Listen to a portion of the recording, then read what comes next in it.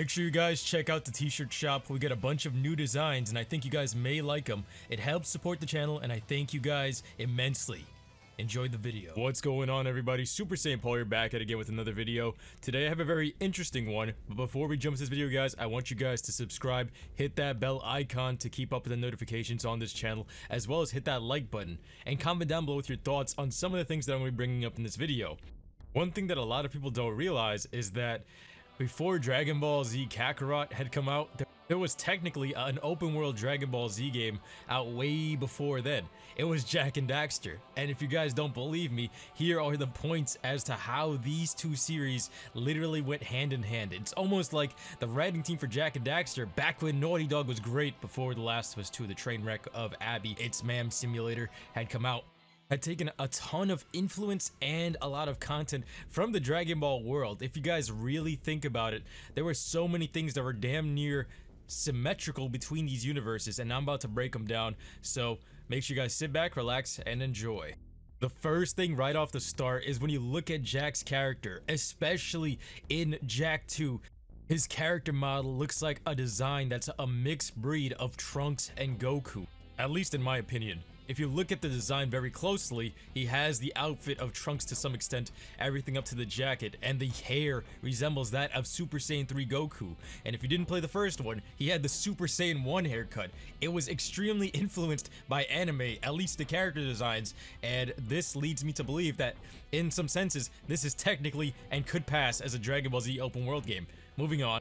The Errol and Jak rivalry. At the very same time this game had come out, Majin Vegeta and Goku were having their iconic showdown as the show aired on Toonami for me, and ironically enough, this game introduced that type of rivalry in this particular game, versus the first one where they didn't have this type of character dynamic because Jak couldn't even talk. In this specific one, Jak 2, he had a rival with similar spiky hair, similar build and design. And for me, whenever I play a game with a couple of rivals, it's really cool to see the dynamics between the two and having that competitive edge, especially in this case where they're competing for the girl. But anyway, moving forward, talking about the girl here, Keira is the mechanic of the team. And no, they're not the richest family in the world, but she's extremely smart when it comes to developing vehicles. And Keira is literally the Bulma of the Jak and Daxter world. With all of her inventions, it's what got them through time, and it really had a huge impact on the adventure that Jak had to go through from when he was a young kid up until now. Literally, it went full circle, all thanks to what Keira had designed. Very interesting stuff, and it kind of reminds me of how Bulma went to go and assist Kid Goku, although this is a little bit different because they do become a love interest of sorts later on. But anyway, the next one would be the parallel between Grandpa Gohan and Samos the Sage. Now, Samos the Sage raised Jak from a very young age, literally from when he was a kid, and it's very similar to when Goku was a kid because Goku could barely remember his childhood besides the fact that he had a grandpa and a few of smaller memories and didn't even know how he died.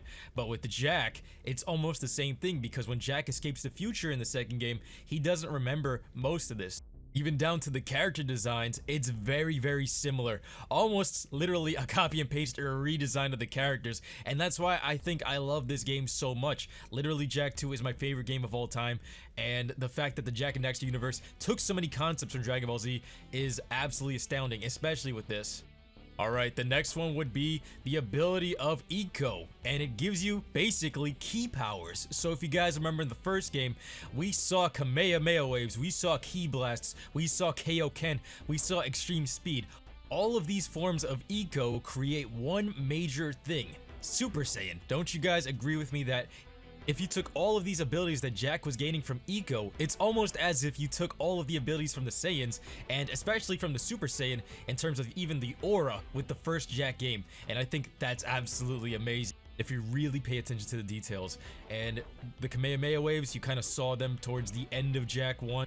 One of the most underestimated things is how well Eco was developed in this universe and how well it flows with the gameplay. And this kind of stemming from Dragon Ball stuff, it's really cool. I mean, Sly Cooper didn't do this, Ratchet & Clank didn't do this, both are great games in their own respect, but it seems as though Jak still had the biggest influence from Dragon Ball Z.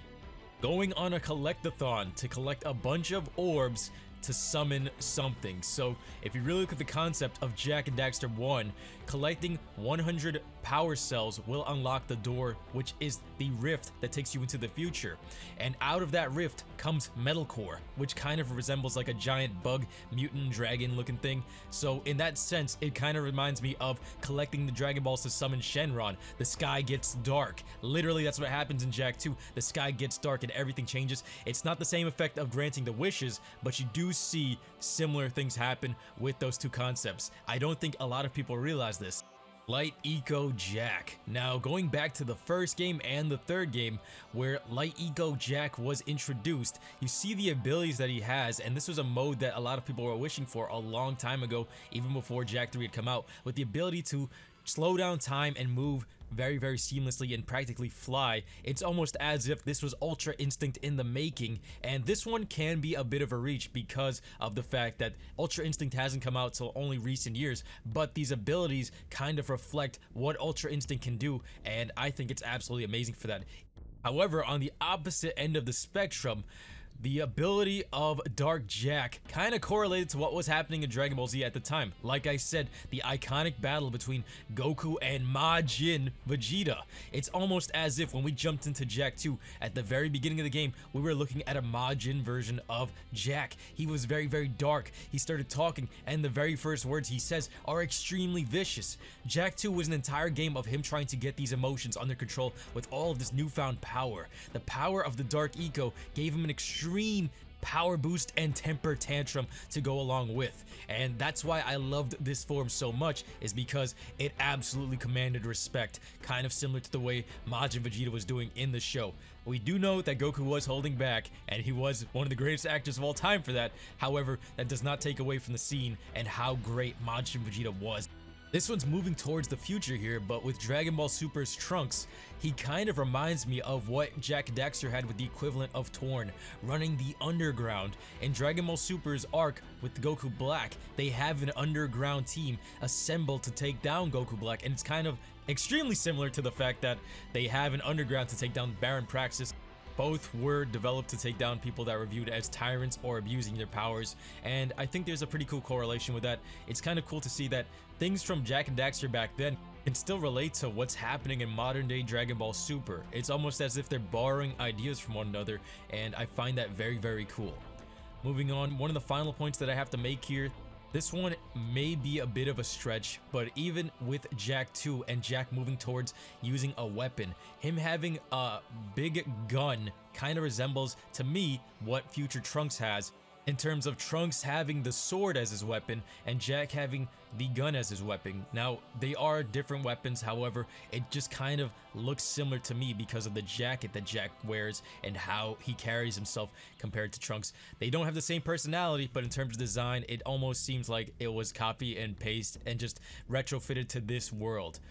Also, on the lines of Trunks again, Jak being the time traveler and him being hinted at this, he even meets his younger self. Same thing happened with Trunks, with him visiting the Saiyans in the past and then meeting baby Trunks, and both of them met, and it was almost as if when they reunited in the future, they didn't really remember that meeting. Even Trunks in the future of Dragon Ball Super, when he was a kid, didn't recognize his future self when he returned to the past. I know I might have lost you guys there. It's a lot of time travel, and that's how time travel gets, but these concepts are so amazing that they literally connect the same way they do in this series.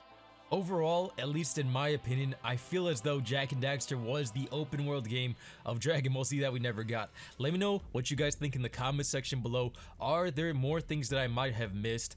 Please make sure you guys smash that like button if you guys like videos like this. I will be more inclined to do so. And subscribe and hit that bell icon for when those videos come out. You guys can be notified right away. Thank you guys so much for watching. I appreciate your time and have a great day.